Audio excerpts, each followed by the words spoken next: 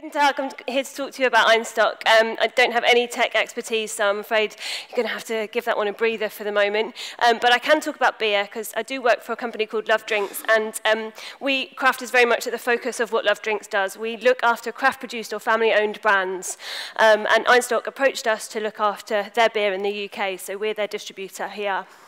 And you guys have tried the white ale, but we also have a pale ale and a toasted porter, which are available year-round, and a seasonal doppelbock as well.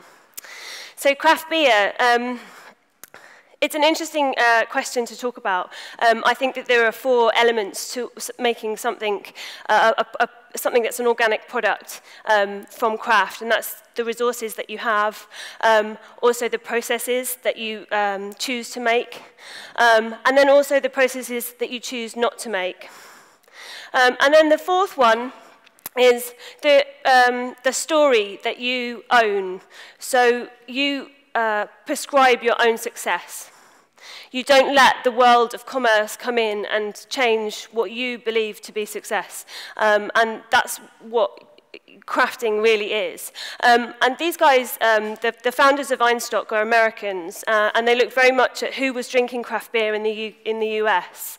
And these are the kind of people that they were looking at. And they're really talking about scaling craft. They're not really looking at growing a huge-scale operation in their brewery. They're looking at who is drinking craft beer and why are they drinking it and how can we appeal to them. So really kind of looking at market penetration for them rather than, oh, I'm coming loose.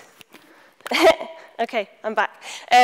Market penetration, rather than looking at large-scale brewing, they're looking at keeping it nice and small and tight with these kind of guys. This is what I was talking about when owning your own story and creating your own margins for success. Einstok was created by these guys who are from the US, Dave, Jack, and Bernard. And they were really fanatical about craft beer, and they were fanatical about Iceland. So that's what they wanted their story to be. They wanted to create a craft beer from Iceland. And they created these 3 styles that were going to be available year-round. They've only decided to create 3 styles. They don't want to grow in terms of that. And when they went over to Iceland, especially to look for a water source there, and they actually found a brewery there that was only brewing to 40% capacity, and they blended their knowledge of the water with their knowledge of the craft beer, and they created the beer there. So here's our brewery. I don't know if you can see that, but the little 2 axes up here. Iceland actually had a prohibition from 1915 to 1989. So a lot of people in Iceland were very used to drinking like 0.03% beer or non-alcoholic beer. And this brewery had been producing those beers since 1939. It's the northernmost brewery in the world, we think, unless there are some that we don't know about. Put disclaimer on there. So it's the northernmost brewery in the world, and what they have available to them is this water source, which is in the Hildjafell Mountains, which are these kind of crinkly bits at the top of Iceland here. And that's what makes the kind of the brewing process there work as well as it does. So that's our mountain range. And the Hildjafell Mountains, they are volcanic, so the water flows through the rocks and comes up through a spring. So it's actually mineralized. We're one of the only people, only brewers in the world, not to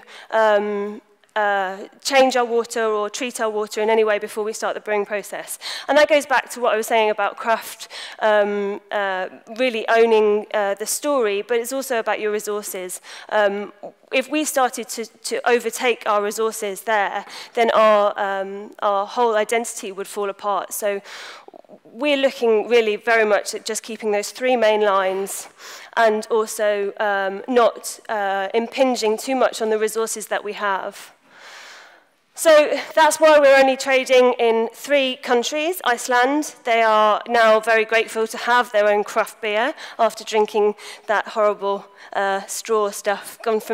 They went from drinking basically from drinking non-alcoholic beer to drinking American kind of lagers. And so they were very grateful to have their own craft beer. And then in the UK, and then California, but also some areas in the East Coast as well, so New York, Boston, Philadelphia. So yeah, so only 4 to 6 styles per year. At the moment, we've kept at 4. We are looking at using some Icelandic berries and looking at doing a blueberry fruit number, but that's to come.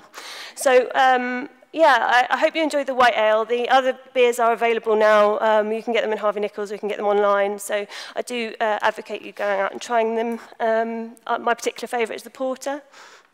But thank you very much for having us here, and thank you very much for inviting me to your dinner last night. It was delicious. Thank you. Thanks so much, Emily.